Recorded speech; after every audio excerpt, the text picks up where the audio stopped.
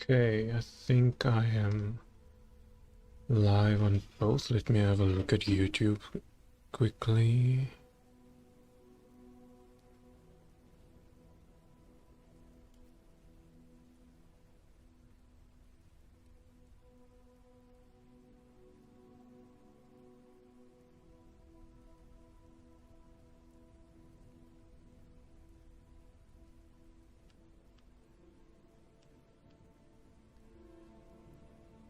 Okay, what I'm gonna do, I'm going to increase the background volume a bit more. Something like that, maybe. Let me just check.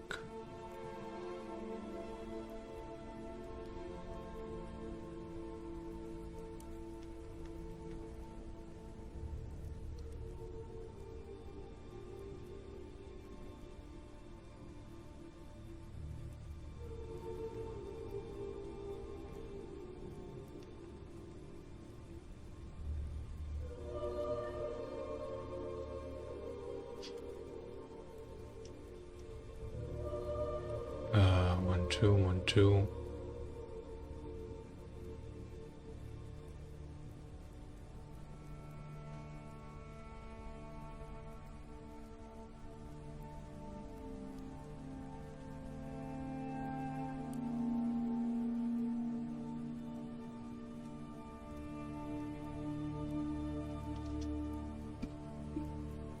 Drop it down a little bit.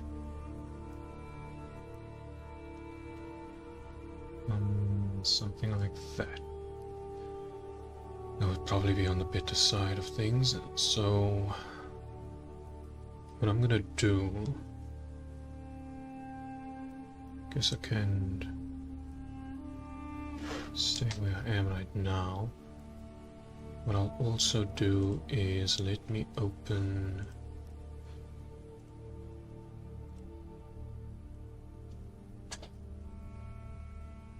this notepad. Yeah. Okay, thank you.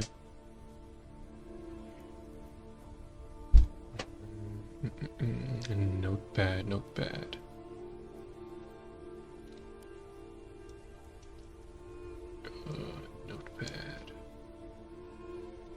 Right. Got that. And let me put in some timestamps so that I'm aware of when I speak about which article. 0330 around about. Okay.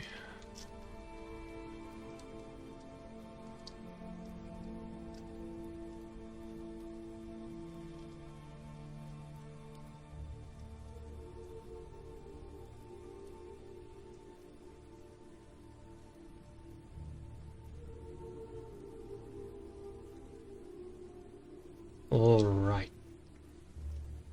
So to combat counterfeit thermal paste, Arctic updates scratch off QR code authentication. So the MX authentication check online QR code based system will confirm whether your Arctic branded MX4, MX6 thermal paste compound purchase is genuine. So I didn't actually know this was a scam, but it makes sense that it would be a scam because it's easy to send out counterfeit. It's easier to send out counterfeit thermal paste, which I didn't actually think about.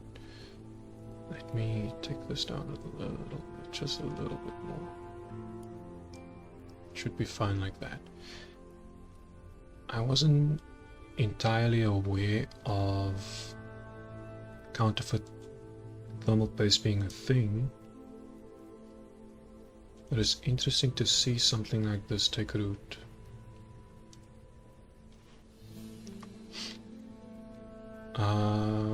Let's have a look. So German source cooling specialist Arctic Cooling has emailed Tom's Hardware with updated details on its MX authenticity check system.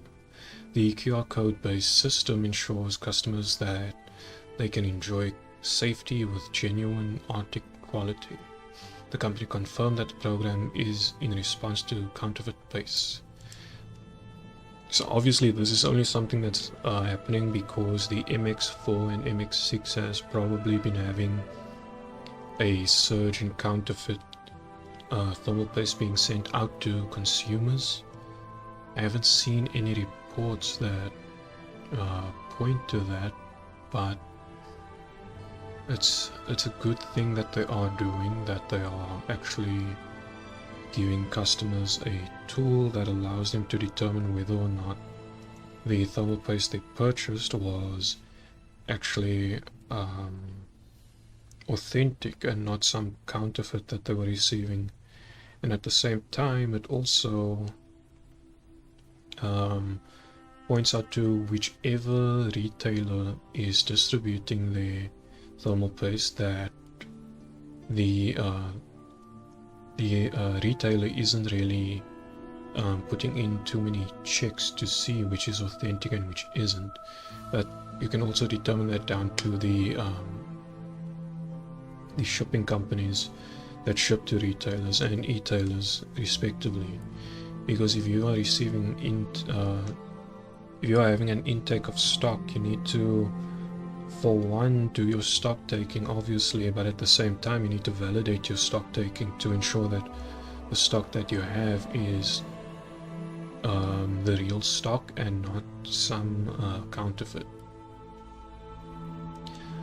Arctic reiterates the common wisdom that thermal paste plays a central role in any PC build that relies on effective cooling, and it ensures optimal heat transfer from the processor to the heatsink.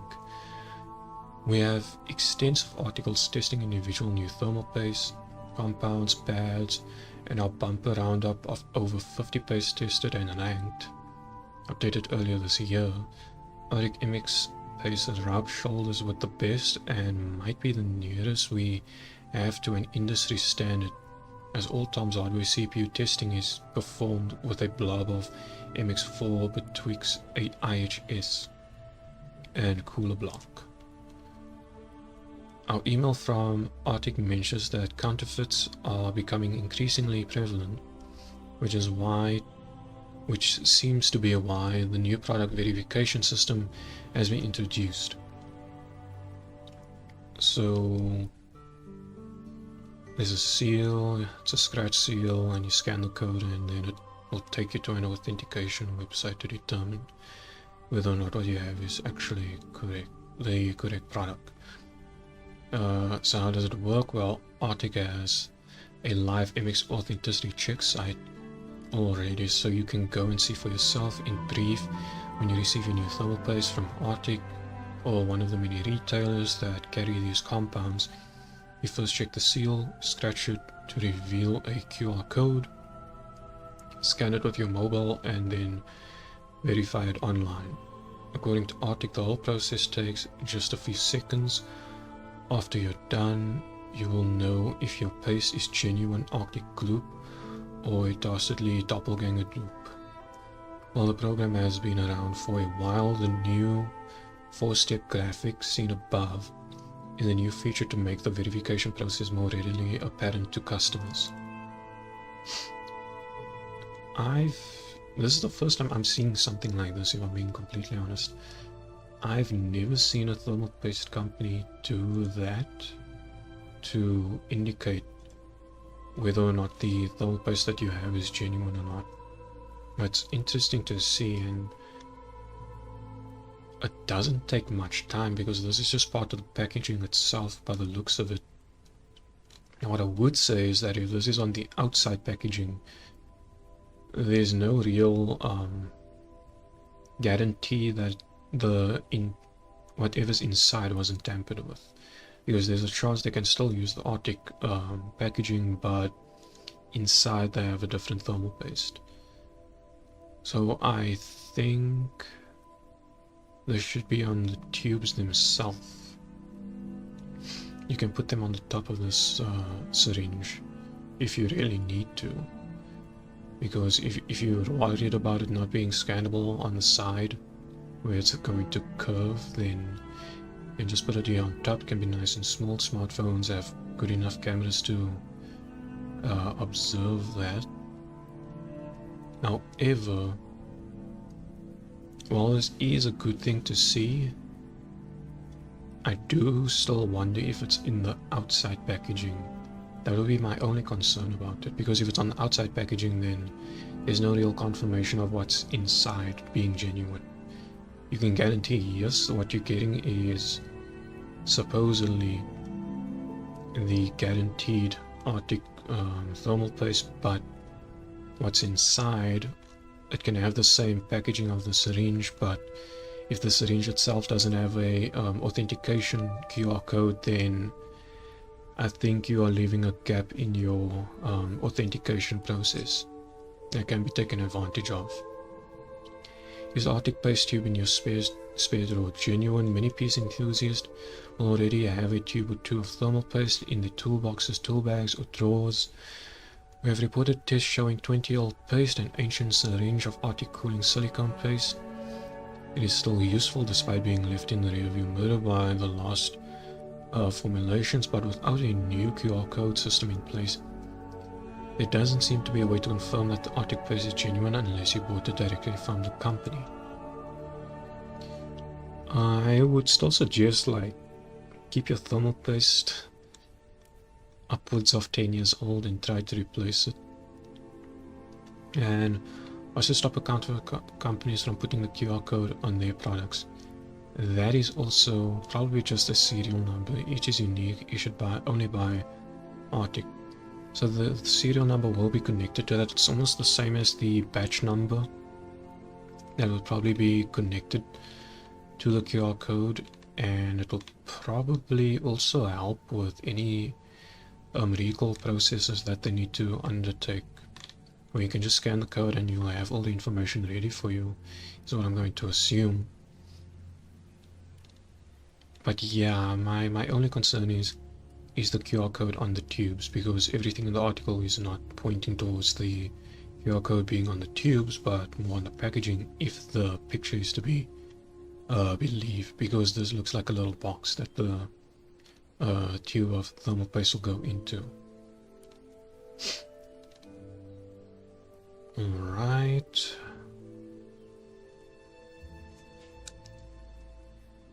We are now 13 minutes in.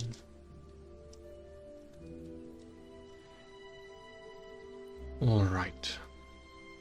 So Nvidia and MediaTek may unveil jointly developed N1 ARM chips for Windows PCs at Computex. So these are the Nvidia APUs that have been ever so rumored about. That would be ARM based, and it will probably cause a stir in the market.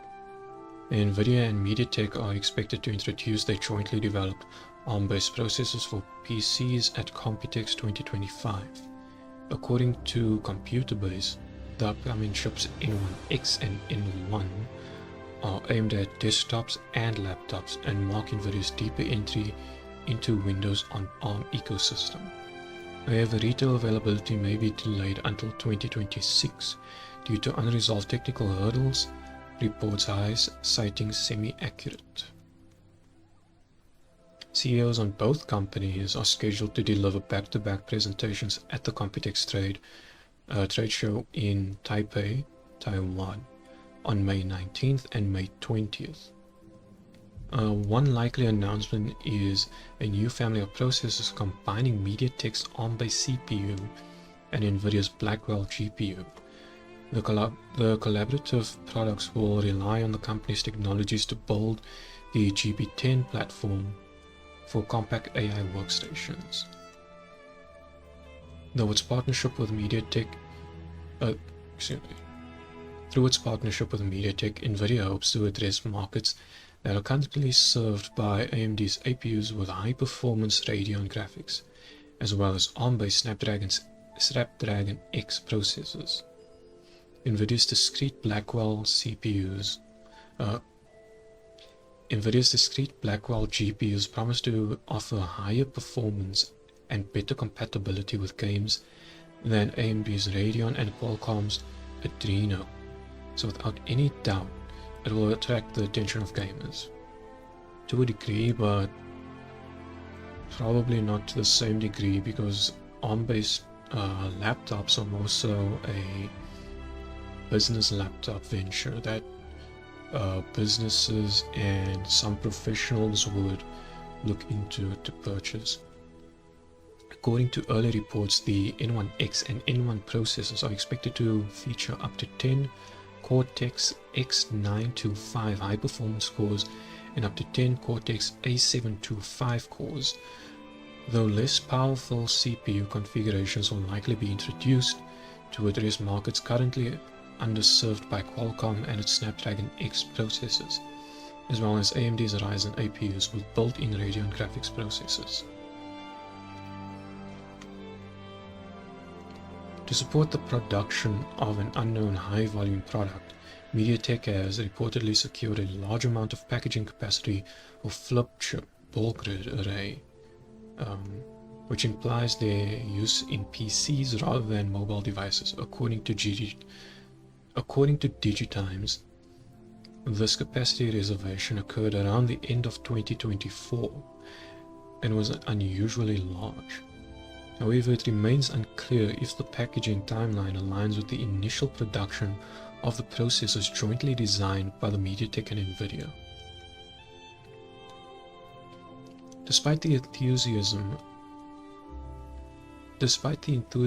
surrounding processors by MediaTek and Nvidia, the actual launch timeline remains uncertain.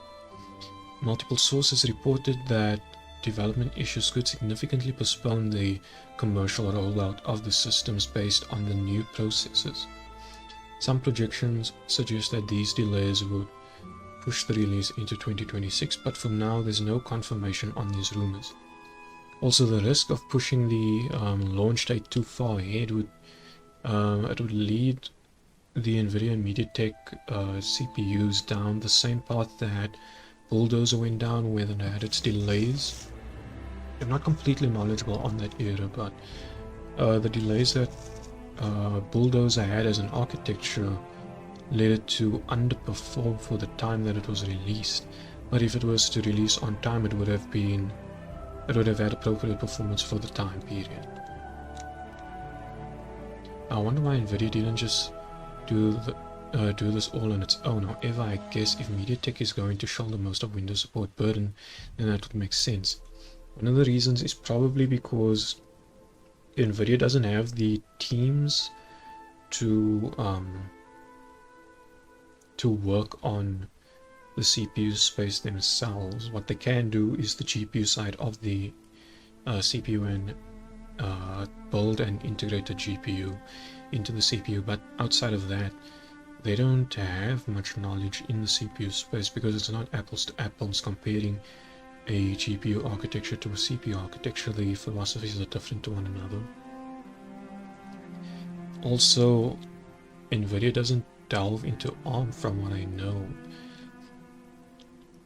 They don't use ARM as an API.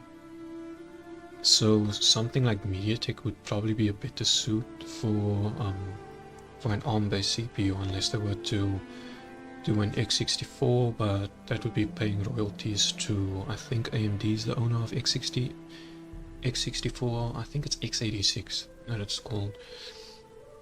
But yeah, sure, they'll have better gaming performance if they were to do that, but it seems like they are targeting the thin and light and the business laptops. They're not going for gaming laptops, especially not on ARM. I don't have a lot of faith in MediaTek Windows drivers after what they did with, well, just about every Wi-Fi Bluetooth card they offered. I'd use an AX210 if only the RX 608 was removable from my motherboard. Nvidia already makes their own ARM CPUs using the same referenced ARM core designs that MediaTek has access to. Nvidia already has OEM connections and deals with foundries that can support a high volume product. Nvidia drivers have been going through a rough spot. That's GPU drivers, that's not CPU, but MediaTek's drivers seem to be consistently considered poor. Nvidia's brand has clout where MediaTek has always been a second tier player.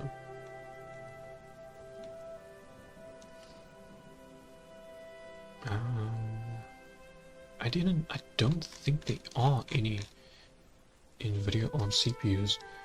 Nvidia ARM CPU.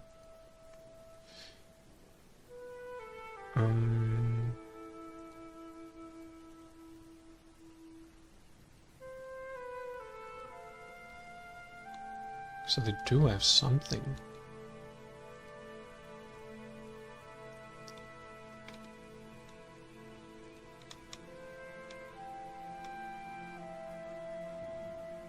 So these are the grey CPUs then.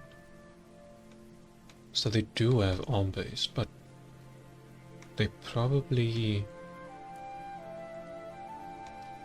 don't have the same kind of yields to justify going for a desktop platform.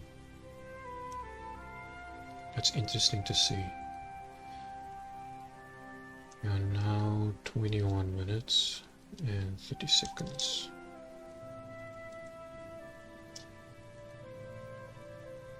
Intel officially cuts the Core Ultra 7 200 series desktop CPU prices by up to 25%.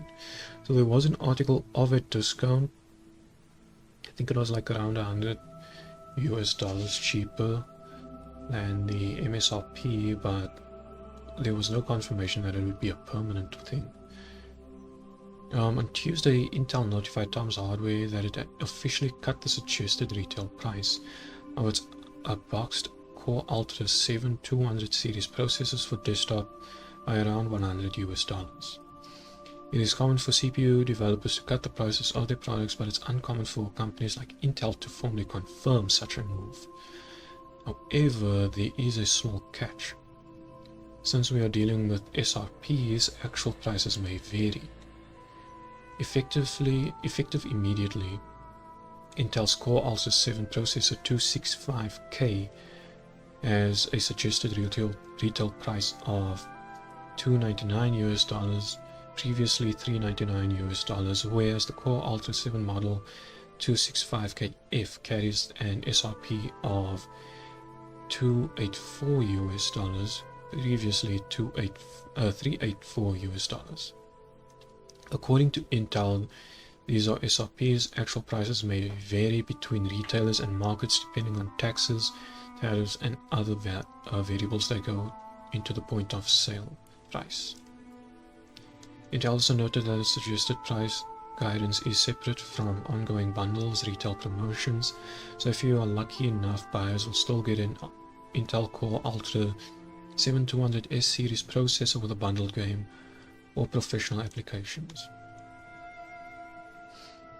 Recommended consumer prices, RRPs of Intel's range-topping Core Ultra 9, 285 and 285K, priced at either $549 or $589 respectively, and performs mainstream Core Ultra 5, 245, 245K, 245KF, priced at $270, $309 and $294 respectively, remain unchanged.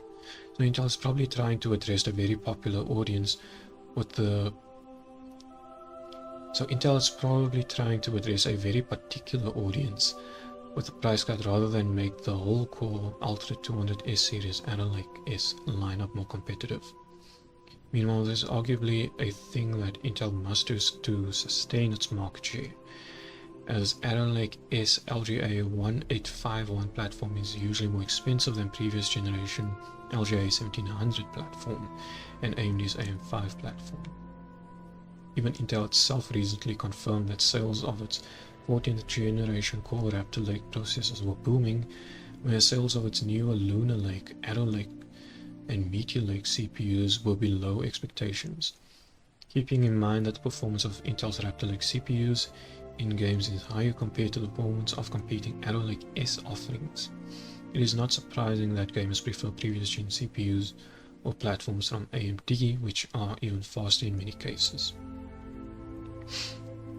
So while it's a good thing that there are price cuts happening, some of the problems that Arrow Lake had was its larger pricing at launch compared to the Zen 5 offerings, and part of that was particularly due to Intel not receiving a discount from TSMC that they would have otherwise, due to the previous CEO effectively saying unsavory comments about TSMC when they had their own Intel foundry that they were newly introducing. Now, another point to this is that they probably do this because Arrow Lake isn't having the sales that they need to break even with the generation, so they are taking something like the Core Ultra 7, which core to core is similar to the Ultra 9 in terms of performance scores, and ultimately it will probably be the most popular between the two. But despite that, I don't think its sales were on par with the Ultra 9 CPUs. So they're probably sitting with a lot of stock, and due to supply and demand, they are likely looking at decreasing the price so that they can start getting the stock out of warehouses. But that's just a theory of mine. Let me do another one. 27 minutes.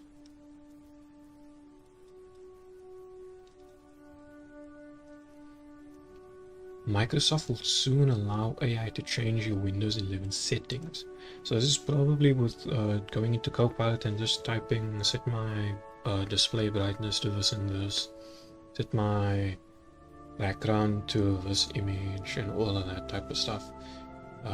Disable Windows updates, connect to the nearest Wi-Fi or the strongest Wi-Fi signal, limit the bandwidth to this amount, things like that probably. Turn off sticky keys, stuff like that. They'll probably be introducing that into Copilot. Microsoft is adding even more AI to Windows 11 courtesy of the new agent that can assist users in the Settings app. Microsoft announced in a Windows Experience blog that the new AI assistant will be capable of adjusting user settings on request, including adjusting mouse precision and asking questions on how to perform specific tasks. Once it arrives, the new AI agent will be able to assist their users in troubleshooting their PCs, answer any questions about settings users need and help adjusting. The new AI bot, which will be accessible at the top of the Settings app window bar, can also adjust settings entirely on its own with the user's permission.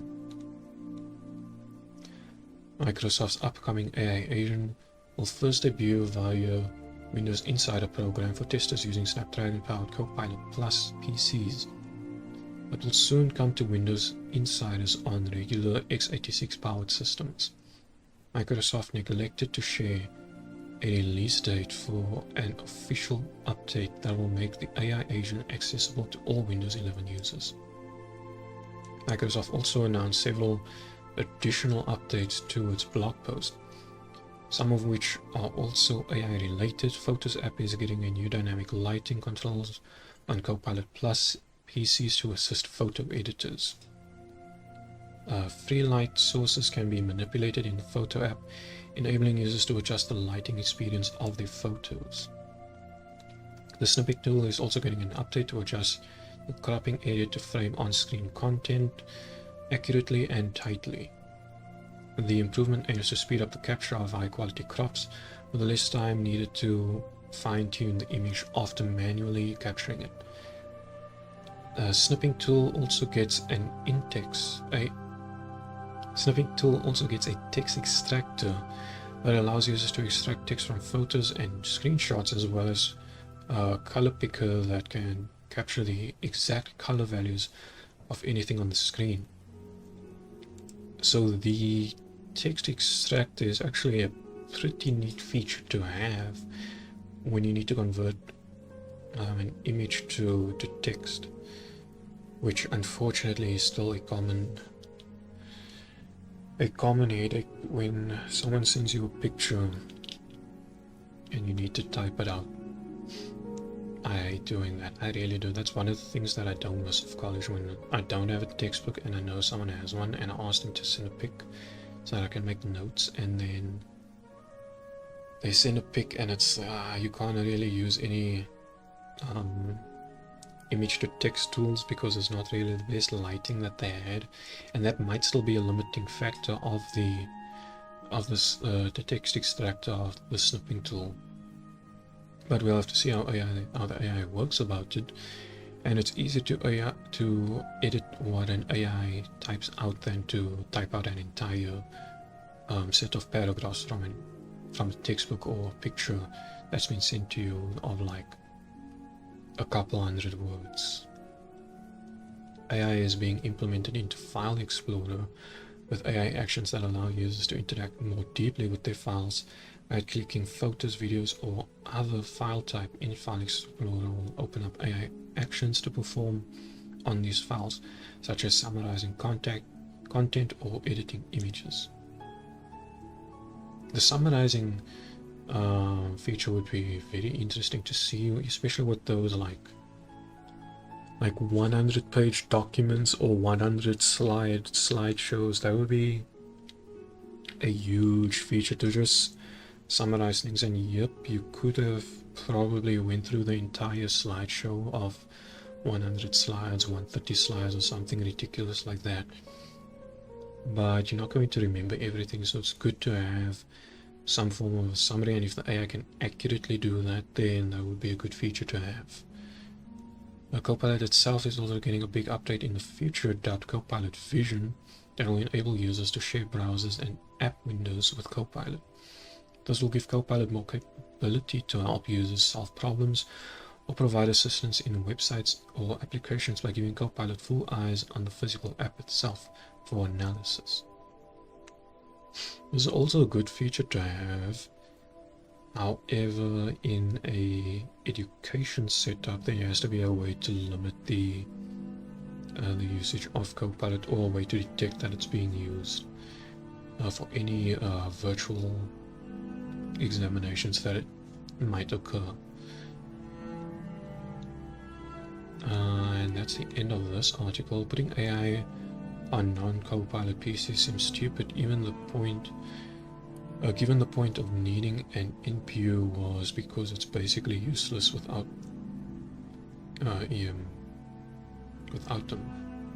them. At the moment, Copilot doesn't even use the NPU. Copilot uses all of its processing from the cloud. The NPU is not actually being used when you look at it.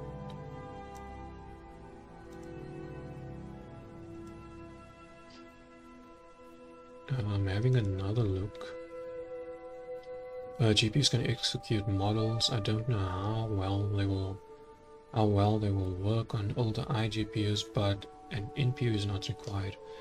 More of a nice to have to reduce load on other parts of the system. That is correct. The CPU can technically handle AI related workloads, and the GPU can do the same thing. However, the NPU is just a dedicated piece of hardware specialized for that, so it's more optimized and it will require less processing power. I'll put my settings back to how I had them before. Sorry Dave, I'm afraid I can't do that. That's a potential outcome that can happen. I'm interested to see on how it would go about changing settings, how specific you have to be, and how many settings it can change at the same time.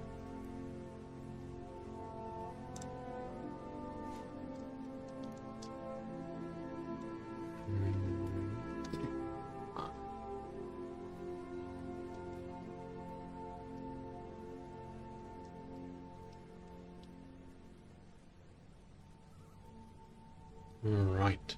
The software engineer taught Microsoft Copilot to analyze Windows crash bumps. This is... I have no idea how many instances I had when I had to help someone with a laptop that was crashing. and I just couldn't find out what it was, because I'm not really good at analyzing the log files that good. That's one thing that I don't like doing when it comes to helping someone with a laptop issue that they might have. So if Copilot can do that, and if it can do that accurately and effectively, then I would prefer for a Copilot to do that, in all honesty. Software engineer has shared a project that they might change crash dump analysis forever. The new contextual natural language conversational tool contrasts sharply with manual typing arcane commands into terminal to analyze crash data, which is the established modus operandi of professional software engineer even in 2025. The software engineer goes on to assert that the new open source tool available as MCP WinDBG on GitHub can go deep. The AI runs simply amazing array of WinDBG CDB commands, boosting productivity and eradicating a once tedious task. AI peddlers have developed large language models that initially targeted creative writing and have since moved to visual arts, gradually from hand-drawn style art to photorealistic creations to videos in recent times. AI has also made significant inroads into computer programming. However, most people want AI to leave the fun, creative stuff to humans and take the string out of dull, soul-crushing, repetitive tasks. This seems to be where the software engineer MCP WINDBG might actually succeed. In brief, the tool enables AIs to interact with Microsoft's multi-purpose debugger. Its cunning skill is in LLMs, the ability to execute debugger commands. And even if you have swallowed the manual, this AI will know debugger commands better than you. Copilot will probably also interpret assembly code, decode hexadecimal transverse structures with symbols, and other tasks much better than you. You just have to ask the right questions. And there was an article, and I think it was for Nvidia, that has 20% of its drivers coded by AI, and they left a lot of the grunt work, the repetitive tasks and the tedious tasks, to the AI that's being supervised by a senior software engineer, while the rest of the team takes on the they dive into the meat and potatoes effectively, which is eventually going to be the future of AI. And I already went over that, how that would affect employment in the software engineering space, and how it might be difficult to obtain senior positions, because eventually senior positions will be one of the only positions available in the space. I'm not still going to go further into this. I just thought it was an interesting article to look into.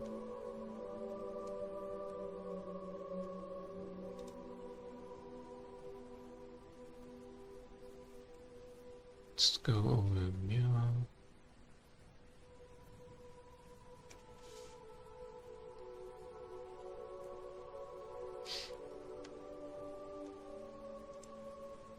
That is 39.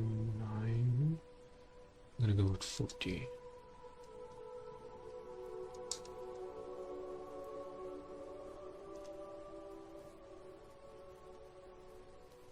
So we already went over this. Intel drops Core Ultra 265F price by $100 now starts at $284. So we went over the article that already went over this. And this is just another article that's giving pricing on Amazon for the various Spectrum models at the moment. And they are slightly above the suggested price. Actually, no, they are below. They are a bit below the price that was given, but the KF model is above. And Newegg is a bit more expensive. In my experience, they have been a bit more of an expensive company to buy from. They need to sell more before the new socket announcement. They're still not touching it. Microsoft Office Audio CPU.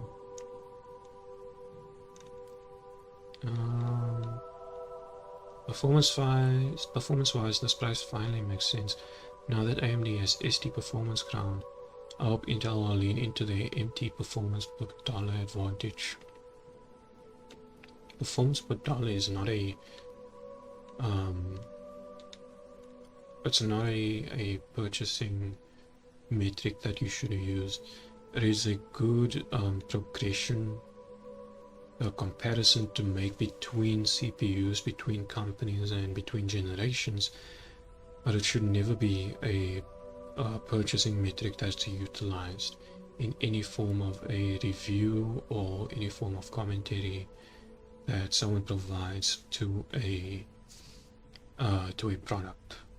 You don't buy a Core Ultra 7 265K because it has better price to performance than a 7700X.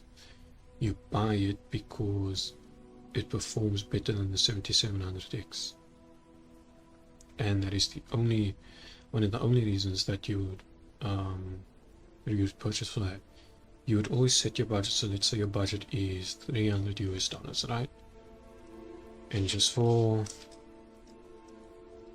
comparison's sake, Amazon 7700X, not XT, X.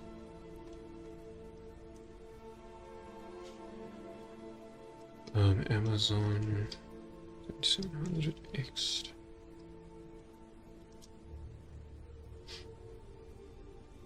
So on Amazon,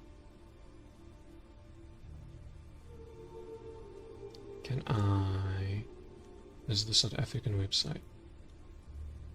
Here we go.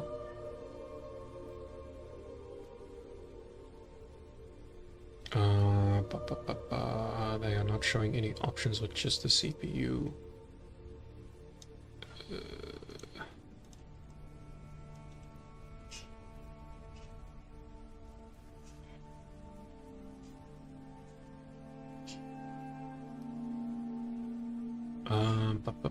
So I'm specifically going for the 7700X because performance-wise they are kind of similar, right?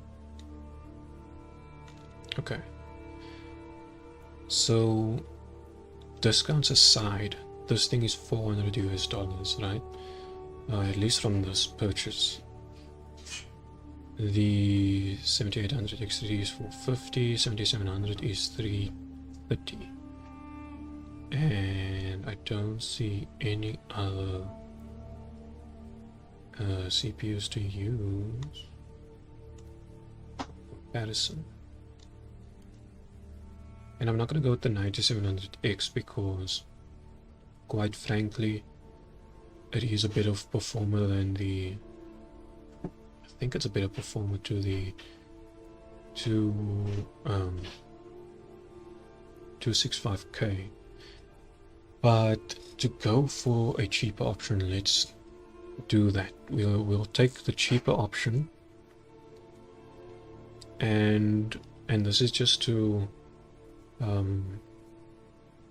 give every chance to the 265K, right? We go 265K versus 7700X. It's a Z. 7700X.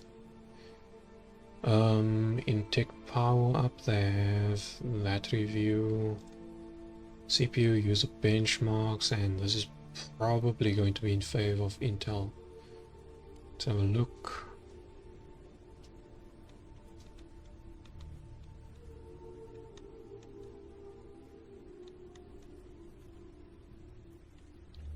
Let me take a different one.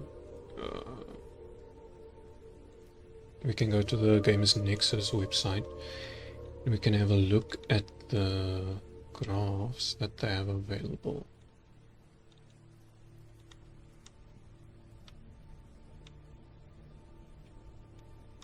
It's efficiency, the compression, Baldur's Gate 3. Okay, let's have a look at this one, and this is just to purely give it the chance that it deserves. We'll compare it to the 7700X, right? So compared to the 7700X, the 265K is 0.1 lower than the 7700X in efficiency, right? And outside of efficiency, we can look at the performance.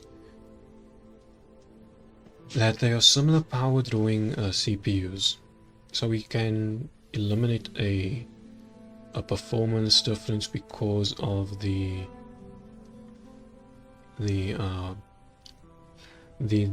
CPU pushing more power than the other. So I have the 9700X, which, while the latest model is still weaker than the 265K, and at the same time the cheaper 7700X is again weaker than the 265K. In F1 we can see the 265K over here is weaker than the 9700X, and it is a bit stronger than the 7700X, and this is with APO off. Moving on, okay, that's F1 1440p, Final Fantasy 16, we can see the 265K near the bottom of the chart, and it is outperformed by the 7700, 7700X, and the 9700X, right? And looking at Baldur's Gate 3 for the FPS this time, we can see that the 265K over here with APO off outperforms the 7700X and 7700, but it's outperformed by the 9700X. Rainbow Six Siege, another popular review title. The 265K with APO off is outperformed by the 7700 and 7700X, as well as the 9700X. So ultimately, the performance gap is not substantially large. It is, I think it was on average, it was like what, compared to the 7700X,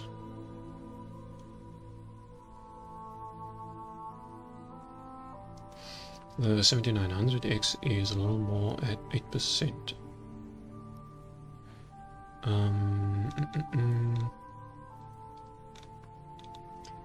I think the average performance difference was something along the lines of the 265K being a roundabout in an average, either 5 to 8% weaker to stronger than the 7700X.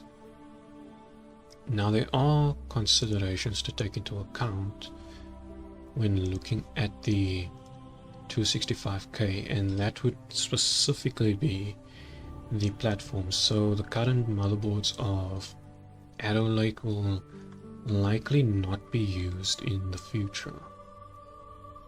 It is a one-off platform, and AM5 is still going to have at least one more generation. I think the next generation, Zen 6, would likely be the last, so you can take that as you will.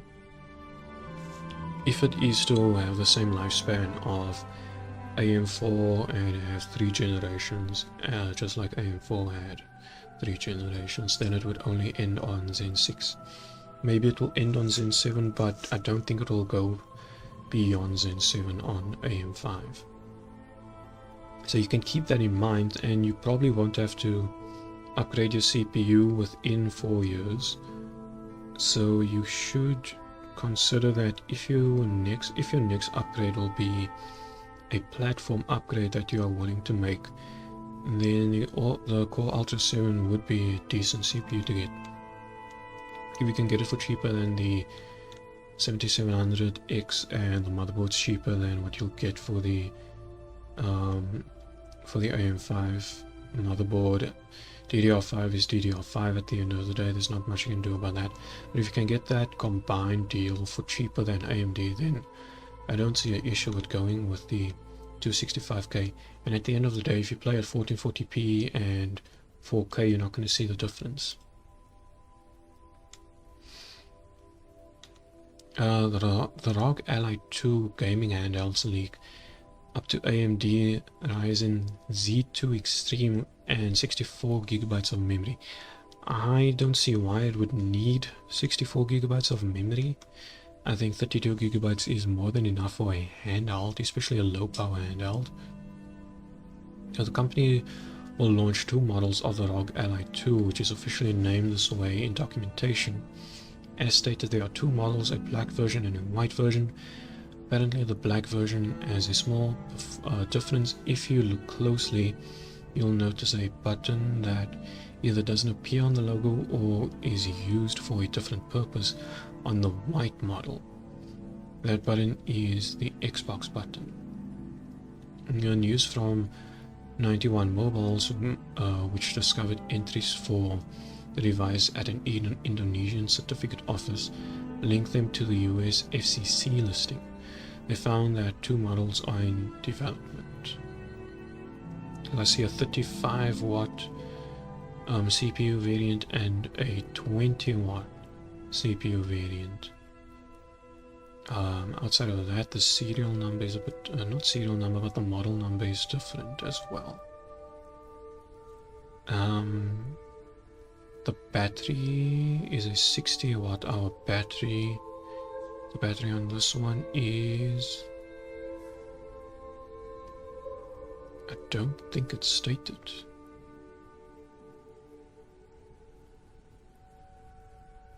It doesn't look like it's specified. And this one doesn't give the display, but it has a touchscreen LCD. And it looks like it's going to be a 120Hz display that's integrated into it. The resolution isn't given. I can't see anything like that. It looks full HD, so it's probably 1080p, 120Hz. It's pretty mighty. That's a 36 watt. Excuse me. Overall, I think it's going to be a good handheld, but I don't see why it needs 64 gigabytes of memory. Honestly, 64 gigabytes is overkill for this kind of device. I would rather than focus on boosting the specs whilst trying to lower the price of the hardware. 32 gigabytes could have been a much better option, unless 64 gigabytes is only a little bit more expensive. I don't really think it matters really. Even if they went with 32 gigabytes and it was marginally more expensive to get 64 gigabytes, they don't need 64 gigabytes at all. 32 is more than enough for the specs that this thing has. And now for the main entree. So AMD Radeon RX 9070 GRE reviews are in. RTX 5070 performance at a similar price. So I'm not going to go through the article itself, but what I do want to have a look at is this little image over here, and this image talks about the 9070 GRE being around 16% slower than the 9070 non-XT.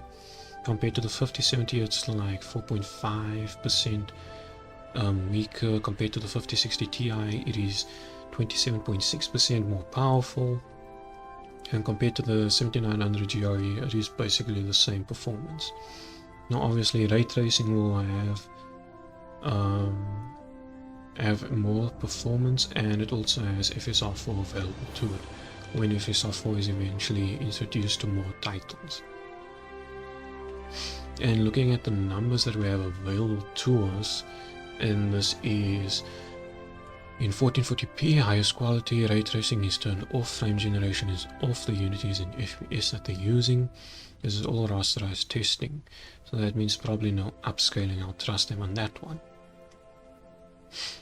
So end results led to the 5060 Ti being 24% slower than the 9070 GRE, and the 9070 GRE being 1% slower than the 5070. Now, considering these cards have similar VRAM, and I believe it's similar power draw, make it stand corrected, they trade blows at the end of the day. They trade blows quite heavily. And I think it's interesting that the GRE is this powerful, especially when compared to the 9070. It is less than 20% slower than the 9070 non-XT. There'll probably be instances where it pushes closer to 90%. Also on launch review, on launch drivers, it will probably get an improvement to performance. So this gap might close, and this gap might increase, and this gap might close, if not increase as well. This gap might increase as well, probably by like 3% maybe with the launch drivers. And that is just me speculating. Obviously, I'm not completely aware that that will be the case, but historically, press drivers are still not as optimized as launch drivers. They're probably banking on the scarcity to justify 5070 pricing at similar performance, but the market says otherwise.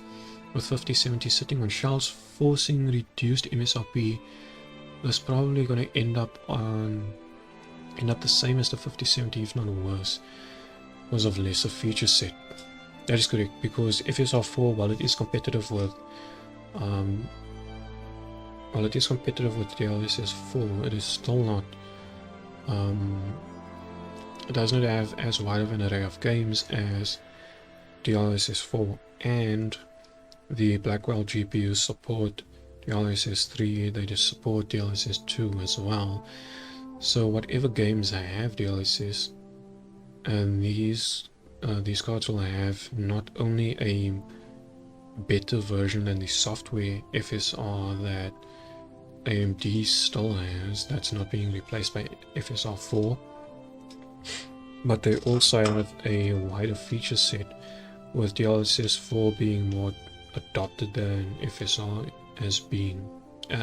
4 has been in terms of titles.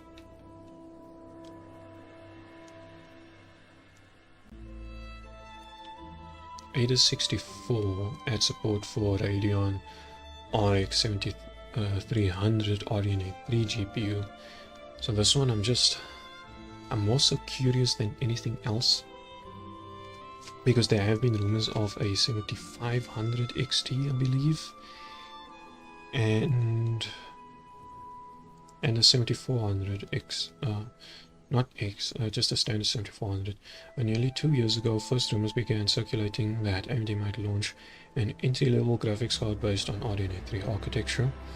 It was said AMD was actually preparing two models, with the 7300 expected to launch alongside the RX 7400. However, despite 2 years, these rumors, and 9 months since these two SKUs were named, there have been no sign of either model on the market. Unfortunately, everything about this card release remains a mystery.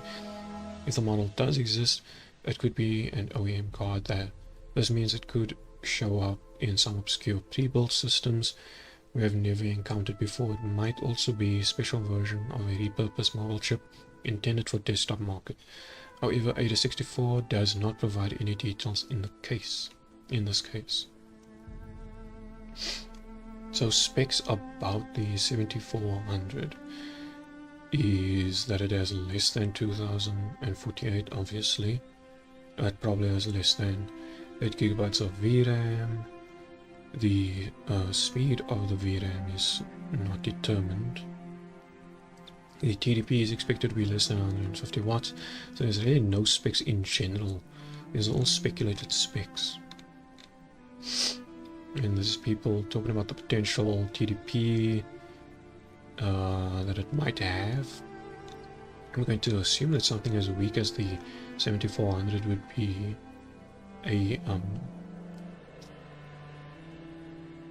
a sub 100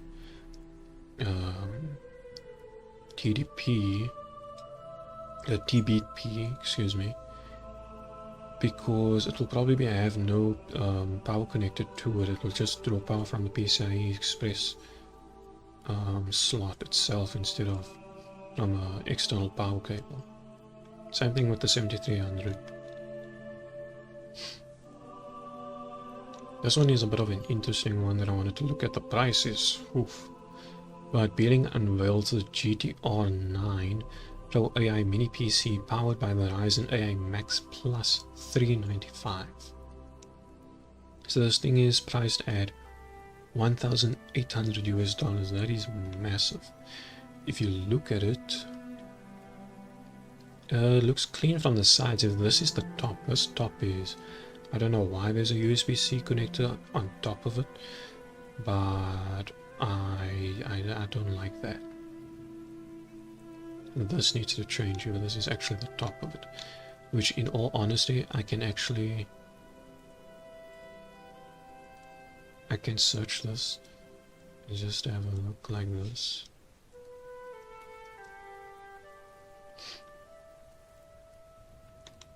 GTR9, we can go over here.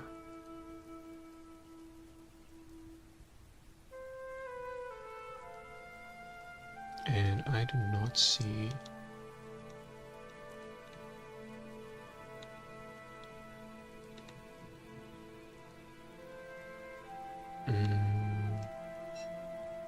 here we go, news. Let's go to news.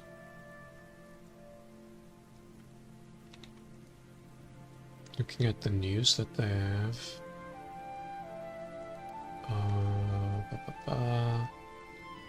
I don't see any.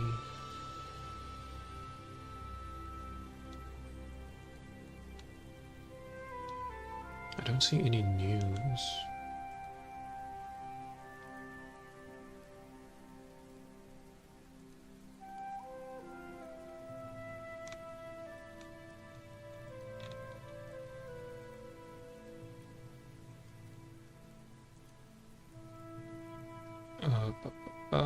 There's nothing there. Do they still have 6900? They do, wow. And this thing is a decent but cheap as well.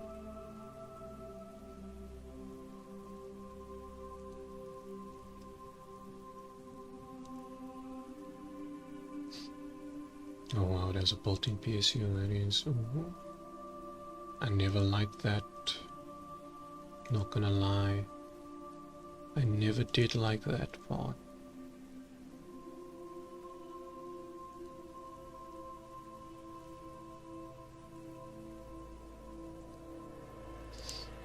So does this use SODIMM or standard RAM?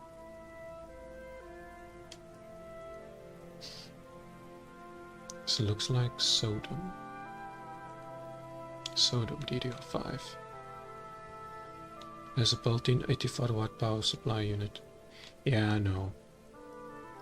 Not really worth it. I was hoping for more pictures of this thing, if I'm being completely honest. But I mean, specs are specs. But I mean, man, this thing is, it doesn't really look that good.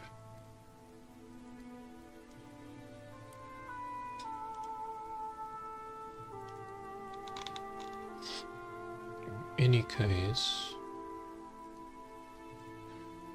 let me check if there's anything else released.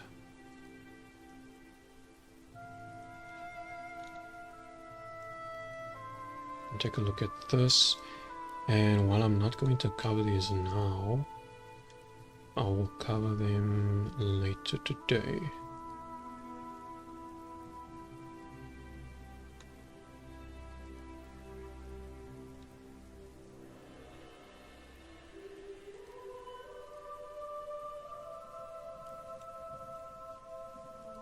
Look at that, and APS sneaks out.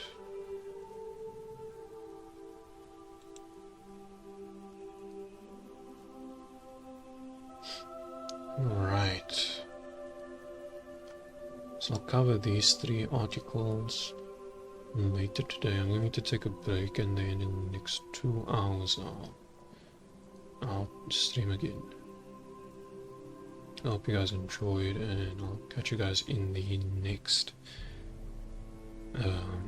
stream that will be happening in like 2 hours from now. Let me check. 2 hours. Actually, no, not 2 hours. Probably closer to 3 hours from now. And we'll probably stream for like